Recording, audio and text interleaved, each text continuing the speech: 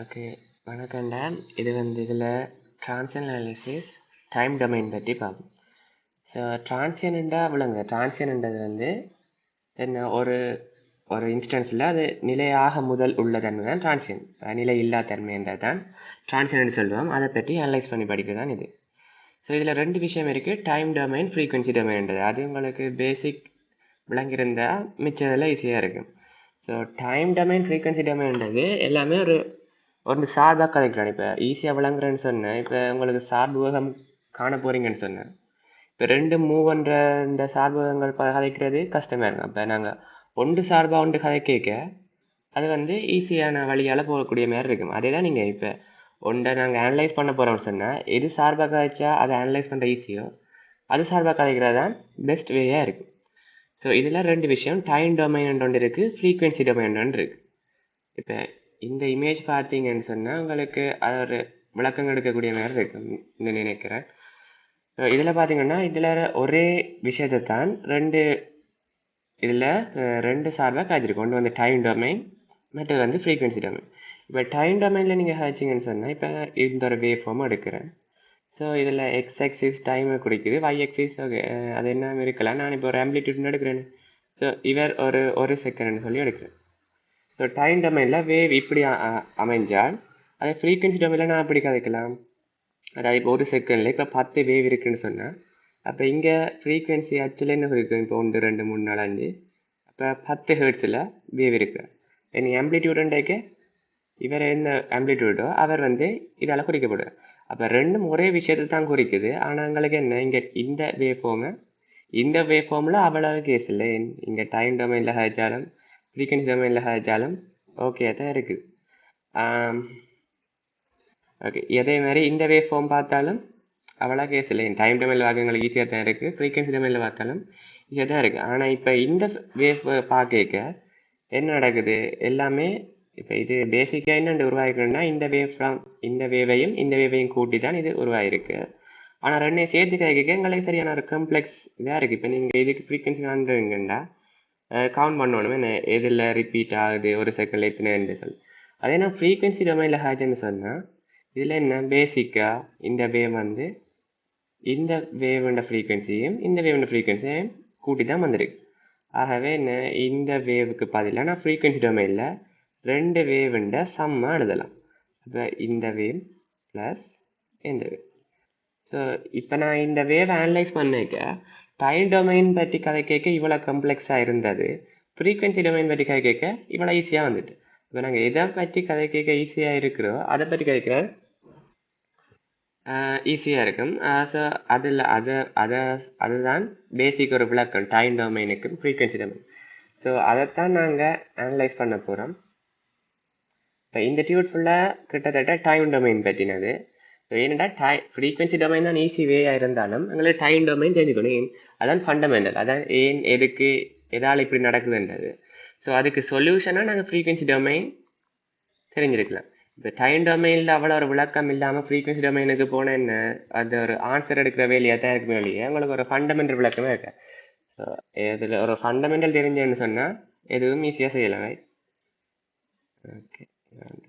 Okay so இதில் இதான் சொல்லியிருக்காங்க.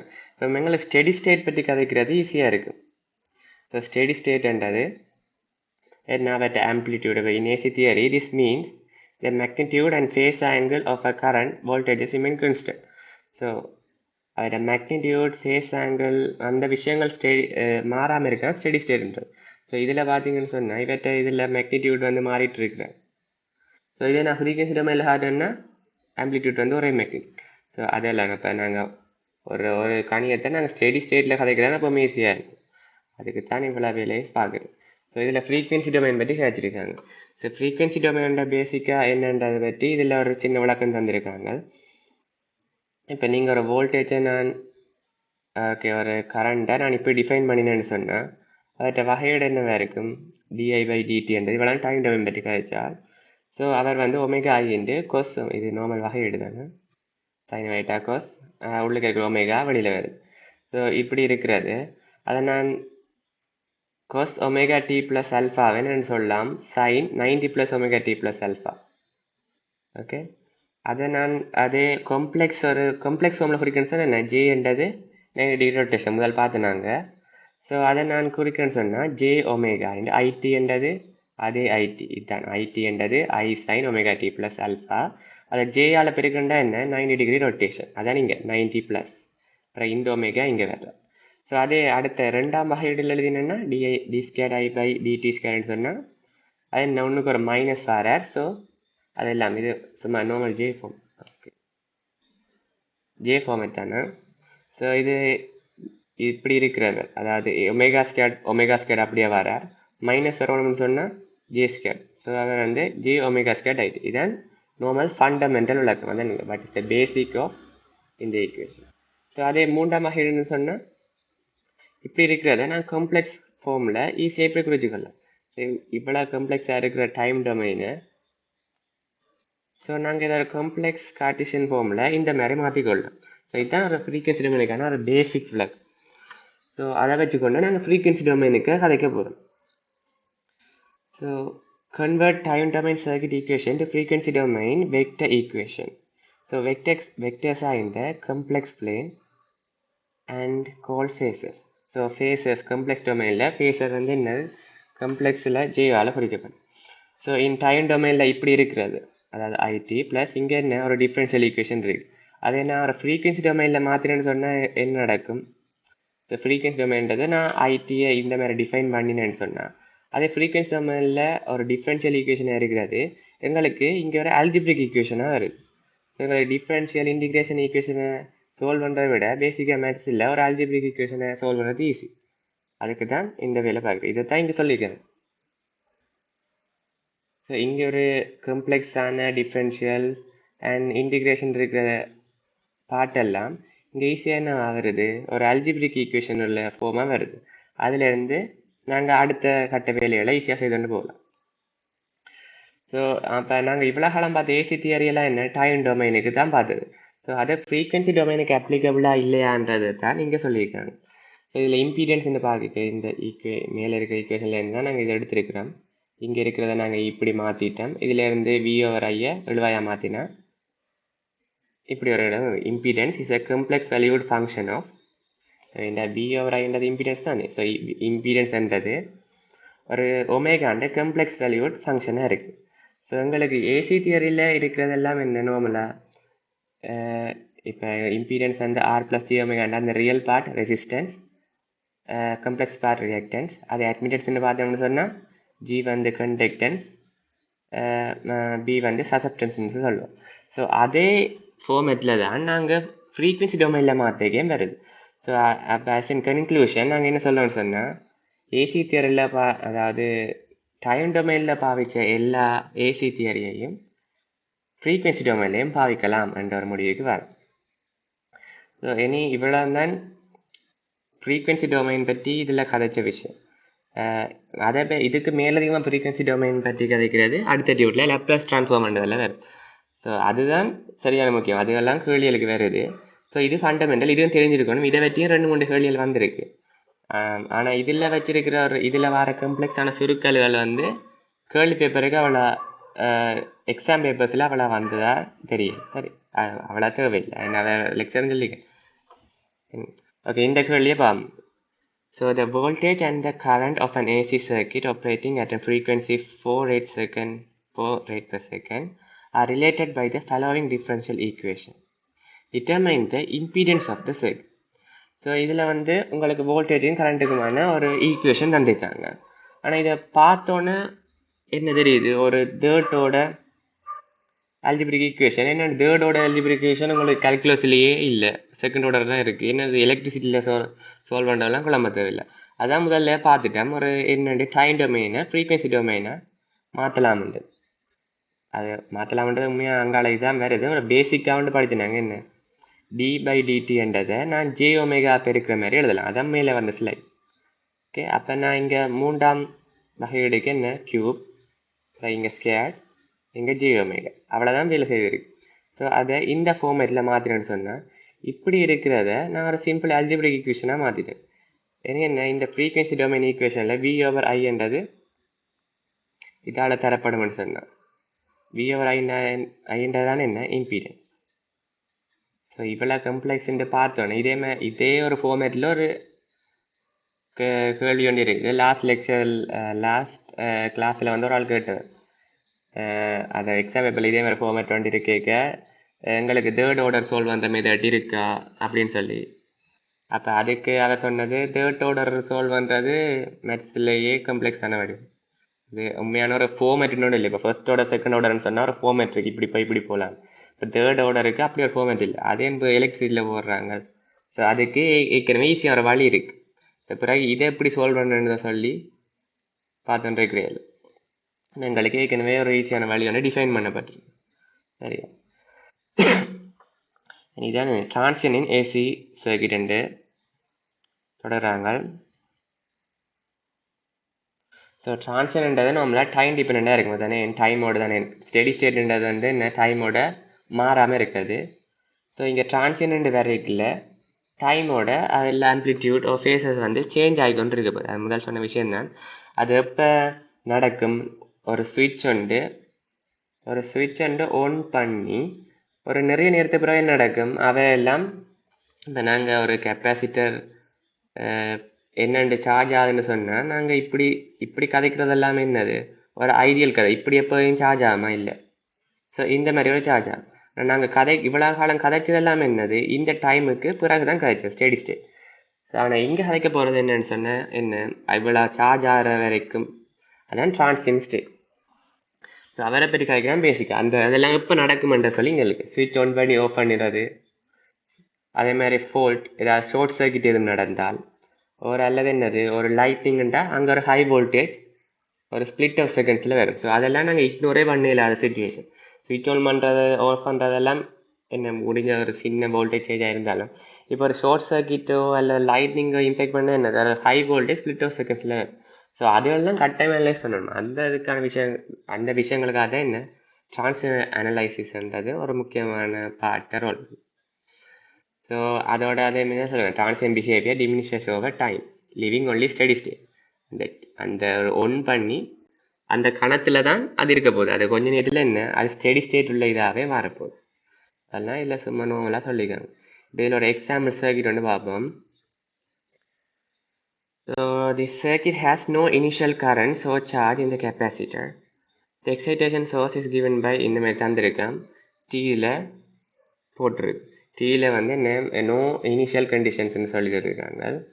ஸோ T7 நோட்டில் ஒன் பண்ணினா determine current i t when T greater than naught. So இது வந்து நார்மலாக ஒரு டைம் டொமைன் ஈக்குவேஷன். இது உங்களுக்கு தெரியும் என்ன V I/R ப்ளஸ் 1/C அதுதான் இங்கே எழுதியிருக்காங்க. இது பேசிக் சரியா. V I into ரெசிஸ்டன்ஸுக்கான voltage L into dI/dt plus 1/C okay மாறி சொல்லிட்டேன். ஓகே இது ரெசிஸ்டன்ஸ் இண்டக்டன்ஸ் கெப்பாசிட்டன்ஸ் இதெல்லாம் பேசிக் ஈக்குவேஷன் தான் எனக்கு தெரியும். இதுதான் நார்மலாக சொல்லியிருக்காங்க. இது ஓகே இது வந்து கம்ப்ளீட் சொல்யூஷன். இது வந்து இது இனிஷியல் கண்டிஷன்ஸ் இதில் கருதாவடியாக ஓகே. உண்மையாக சுவிட்சை போட்டோன்னே என்ன நடக்குமென்றது தான் இதில் சொல்லியிருக்காங்க. சுவிட்ச் ஆன் பண்ணினோன்னு ஒரு ஸ்டெடி ஸ்டேட்டில் தான் நாங்கள் இப்போ இவ்வளோ கதைக்கிறோம். ஆனால் உண்மையாக நடக்க போகிறது இது வந்து நீங்கள் அவர் ஷேர் பண்ணின பாப்பைனில் பார்த்தீங்கன்னு சொன்னால் ஒரு அனிமேஷன் மாதிரி இருக்கும். அதை பாருங்க நல்லா இருக்கும். இது வந்து நான் இமேஜை தான் போட்டிருக்கேன், அவன் வீடியோவில் போட்டிருக்கேன். ஸோ நாங்கள் இவ்வளோ காலம் கதைச்சது வந்து நான் இப்போ இதில் பார்த்தீங்கன்னா ஒரு நாளுக்கு பிறகு ஒரு ஸ்டெடி ஸ்டேட் ஆகிற மாதிரி இருக்கேன்னு. அப்போ இதுக்கு பிறகு காய்ச்சல் நான். ஆனால் இதுக்கு பிறகு கதைக்கிறது தானே என்ன உண்மையான சொல்யூஷனாக இருக்கும். அதுதான் இதுக்கு பிறகு பார்ப்போம். ஸோ ஒரு சர்க்யூட்டில் நாங்கள் சுவிட்ச் ஆன் பண்ணினோன்னு இந்த வரைக்கும் ஒரு டிரான்சியன்ட் ஸ்டேட்டும் இதுக்கு பிறகு ஒரு ஸ்டெடி ஸ்டேட்டும் இருக்குது. அதை சால்வ் பண்ணுறதுக்கு அவ்வளோதான். இப்போ நீங்கள் அந்த ஈக்குவேஷன் எழுதும் வரைக்கும் தான் எலக்ட்ரிசிட்டியாக இருக்கும். அதுக்கு பிறகு சால்வ் பண்ணுறது வந்து கால்குலஸ் வேலையாக தான் இருக்கும். அப்போ நாங்கள் நார்மலாக டிரான்சியன்ட் ரெஸ்பான்ஸ்ன்றது வந்து மேத்ஸில் கம்ப்ளிமெண்டரி ஃபங்க்ஷன் சொல்லுவோம்.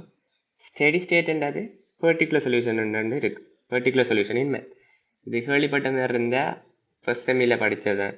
கம்ப்ளிமெண்ட்ரி ஒரு டிஃபரன்ஷியல் ஈக்குவேஷனில் ஃபர்ஸ்டோட செகண்டோட இருந்தால் அதற்கான சொல்யூஷனை ரெண்டு வகையாக கண்டு ஜென்ரல் சொல்யூஷனுக்கு particular solution plus complementary solution.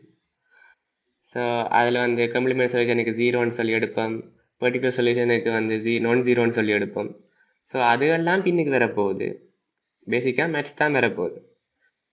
Okay, so அதைத்தான் இங்கே சொல்லியிருக்காங்க. இப்போ நாங்கள் ஒரு சர்க்கிட் ஒன்று எடுத்தோம்னு சொன்னால் அவருக்கு டிரான்சியன்ட் சொல்யூஷன் ஒன்று வருவார், டிரான்சியன்ட், பிறகு ஸ்டெடி ஸ்டேட் சொல்யூஷன் ஒன்று வருவார். ஸோ ஒரு கம்ப்ளீட் சொல்யூஷனாக இருக்கணும்னு சொன்னால் அது ரெண்டையும் கூட்டி எடுக்கிறது. ஓகே ஓகே இதெல்லாம் இப்போ அதான் மேலே சொன்னனே, ஃபர்ஸ்ட் ஆர்டர் செகண்ட் ஆர்டருக்கு தான் ஒரு டிஃபைன் பண்ணப்பட்ட ஒரு மெத்தட் ஒன்று இருக்குது. அதை விட மேலானவர்களுக்கு ஒரு டிஃபைன் பட்ட ஒரு ஜென்ரல் ஃபார்ம் இல்லை, அதுக்கு மற்ற வேறு வழியை நாங்கள் சால்வ் பண்ணுவோம். ஸோ இதெல்லாம் பேசிக்காக இப்போ காம்ப்ளிமெண்டரி ஃபங்க்ஷன், எனி இங்கே வர பர்டிகுலர் ஃபங்க்ஷன்லாம் எனி மேத்ஸ் பற்றி சொல்கிறது தான் இங்கே இதாக இருக்குது. ஸோ இப்படி நான் ஒரு ஈக்குவேஷன் எடுத்தேன்னு சொன்னால் அது காம்ப்ளிமெண்டரி சொல்யூஷன் காணப்படணும்னா என்ன செய்யணும். ஸோ இவர் வந்து ஜீரோன்னு சொல்லி சமப்படுத்தி சொல்லுவார். இந்த சமப்படுத்திட்டு அவருக்கான சொல்யூஷன் காண்றாங்க, காம்ப்ளிமெண்டரி சொல்யூஷனாக இருக்குது. ஸோ எனி பர்டிகுலர் சொல்யூஷன் காண்றது வந்து இவர் வந்து நான் ஜீரோன்னு சொல்லி எடுக்கிறது. So complementary function response when the input ut is original differential equation is set to 0. ஜீரோக்கு செட் பண்ணிவிட்டு எடுக்கிறது காம்ப்ளிமெண்டரி சொல்யூஷனாக இருக்குது, அப்படி டிஃபைன் பண்ணப்பட்டிருக்கு. அண்ட் அந்த நேரத்தில் என்ன செய்யணும், இவற்றை இனிஷியல் கண்டிஷன்ஸ் பற்றி நாங்கள் கன்சர்ன் பண்ணணும். ஸோ அவர் இனிஷியல் கண்டிஷன்ஸ்ன்றது அந்த t சமன் என்னென்னு சொல்கிற ஜஸ்ட் ஆஃப்டர் 0 ஒன் பண்ணி அடுத்த கணத்தில், அந்த கணத்தில் எங்களுக்கு இவற்றை இனிஷியல் கண்டிஷன் ஒவ்வொன்றையும் இனிஷியல் கண்டிஷன்ஸ் எங்களுக்கு தெரிஞ்சிருக்கும். இது வந்து காம்ப்ளிமெண்டரி சொல்யூஷனாக இருக்குது. பர்டிகுலர் சொல்யூஷன் பார்க்க என்ன, இங்கால வந்து நான் ஜீரோ, அதாவது particular solution is the solution of the differential equation when all initial conditions are set to 0. With initial கண்டிஷனை 0 ஆக்கிட்டு இங்கால சமன் என்ன, இங்கால அவற்றை உண்மையான சோர்ஸ்ன்ற, அதாவது உண்மையாக நார்மலாக பார்த்தா இவர் ஒரு ஸ்டெடி ஸ்டேட்ன்ற மாதிரி ஸ்டெடி ஸ்டேட் சொல்யூஷன். இது exactly differential equation we solve in AC theory, அதாவது ஸ்டெடி ஸ்டேட்டுக்கு சொல்லி சால்வ் பண்ணுறது தான் பர்டிகுலர் சொல்யூஷனாக இருக்குது. அதுதான் நீங்கள் மேலே ப்ராக்கெட் பண்ணி சொல்லியிருந்தாங்களே. ஸ்டெடி ஸ்டேட்ன்றது வந்து particular solution in maths and transition ஸ்டேட்ன்றது complementary solution in maths. Okay, then இங்கால பார்க்குறது எனி டைம் டொமைனின் சொல்யூஷனின் ஜென்ரலாக பார்த்தா என்ன, ரெண்டையும் கூட்டி விடுறது. அண்ட் இந்த ஃபார்மேட்டை நாங்கள் பின்னு சொல்லி டிஃபைன் பண்ணிவிட்டு அதை ஈஸியாக இந்த ஃபார்மேட்டில் எழுதலாம். ஸோ எனி கேரக்டர் ஈக்குவேஷன் இது ஓகே இப்படி எழுதினா, அதாவது dy/dtக்கு p என்ற ஒன்று டிஃபைன் பண்ணிவிட்டு மிச்சதுகளை இப்படி எழுதினால் இந்த ஃபார்மேட்டில் வரும். இதில் இவ்வளோத்தையும் தான் என்ன டிஃபைன் பண்ணுறார், அதை வந்து கேரக்டரிஸ்டிக் ஈக்குவேஷன் சொல்லி சொல்லுவோம். இனி கேரக்டரிஸ்டிக் ஈக்குவேஷனை வச்சுக்கொண்டு இதெல்லாம் கால்குலஸ், எலக்ட்ரிசிட்டி இல்லை. ஓகே, ஸோ இனி இதுக்கு வந்து என்ன 3 விதமான ரூட்ஸ் வரலாம். அது roots and solutions. So distinctive real roots ஒவ்வொன்றும் வேறு வரையாக வரலாம், அல்லது ரிப்பீட்டட் ரியல் ரூட்ஸ் வரலாம். இப்படி இந்த டிஸ்டிங்க்ட் ரூட்ஸ், இப்படின்னு சொன்னால் ரிப்பீட்டட் ரியல் ரூட்ஸ். அண்ட் இப்படி இருந்து சொன்னால் இதாவது ரிப்பீட்டட்னு சொன்னால் எப்போவுமே அவருடைய கன்ஜுகேட்டுன்ற மல்டிப்ளிகேஷனாக தான் வரும். ஸோ அப்படி 3 சொல்யூஷன் எடுக்கிறோம்.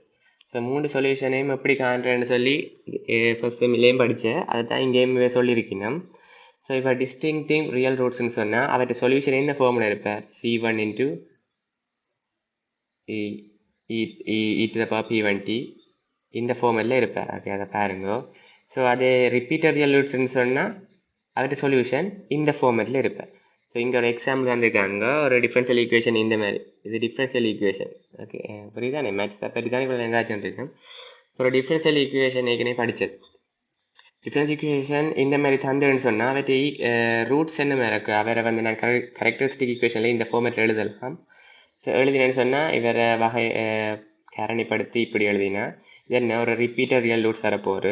ஸோ அவற்றை ரிப்பீட்டட் ரியல் ரூட்ஸ் எப்படி இருப்பேன், இந்த ஃபார்மேட்டில் இருப்பேன். சரி, ஸோ இதுதான் ஒரு பேசிக் எக்ஸாம்பிள்.